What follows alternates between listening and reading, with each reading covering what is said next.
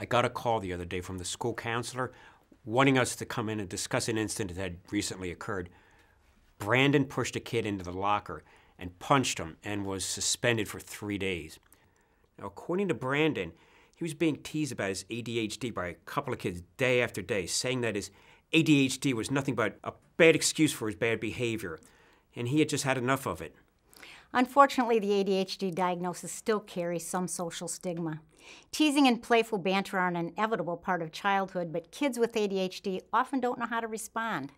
Many inattentive ADHD kids become the victims of bullies, while many of these with hyperactive and impulsive ADHD become the bullies. Well, how can we help? We don't want Brandon being teased anymore, but we don't want him getting suspended anymore either. I certainly understand how you feel. Getting physical is inappropriate and not the answer. Fortunately, schools have instituted zero-tolerance policies to protect all of their students. But how can we stop this from happening again? He doesn't want to go to school anymore. It's a fight just to get him to complete his homework. I think you need to bring him in to see me, and I'll work with him on ways to deal with this type of frustration. You also need to encourage Brandon to stand up to teasing without overreacting, as this usually escalates the problem. Why do kids with ADHD have such trouble meeting and keeping friends?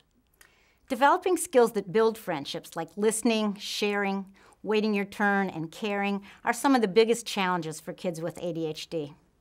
Kids with ADHD miss social cues, which other kids seem to pick up naturally.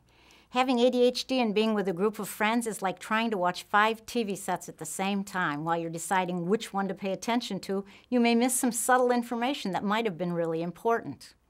I never thought of it that way. It's hard for him to pay attention anyway, so having to try and pay attention to many people in groups, some of them may be talking at the same time, must be really difficult for him. Indeed it is. The medication can help, but he needs to learn certain social skills as well. When you bring him in, I can talk to him about this and help him to learn and practice these skills so they become much easier for him.